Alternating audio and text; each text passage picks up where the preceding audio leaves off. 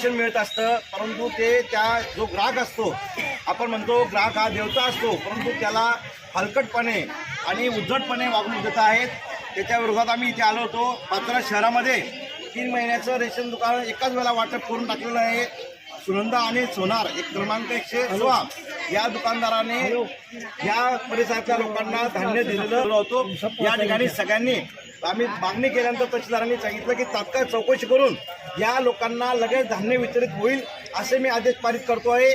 म्हणून आमचं जे आंदोलन होतं आज आम्ही मोर्चा आणला होता. या ठिकाणी मोर्चा आणून जे आंदोलन होतं ते आंदोलन आम्ही समाप्त केलं आहे. परंतु जोपर्यंत यांना धान्य मिळत नाही तोपर्यंत आम्ही पुन्हा आंदोलन करायचं आम्हाला भाग पाडू नये असं प्रशासनाला विनंती करतोय.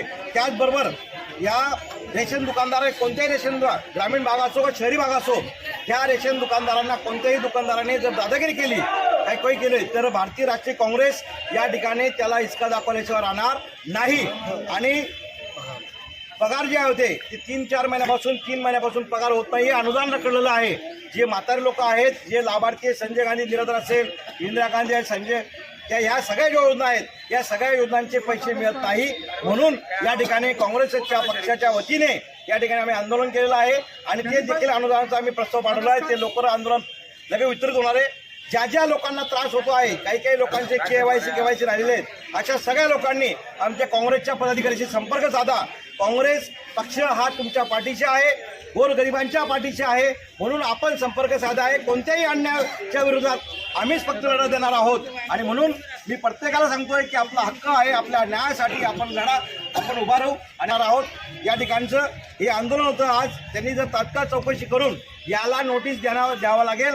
नोटीस दिल्यानंतर या व्यक्तीला नोटीस द्यायची, याची चौकशी करायची आहे आणि याने हा जो प्रताप केलेला आहे याच्यावर त्याचं निलंबित प्रस्ताव पाठवावं अशी देखील विनंती आम्ही तहसीलदार साहेबांना केलेली आहे.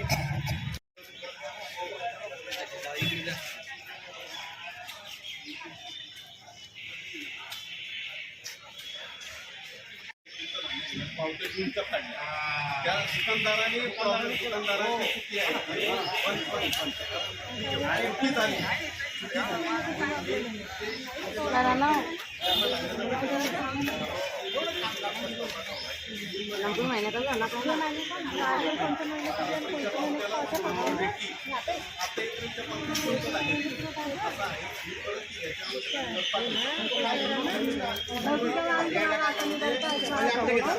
जेव्हा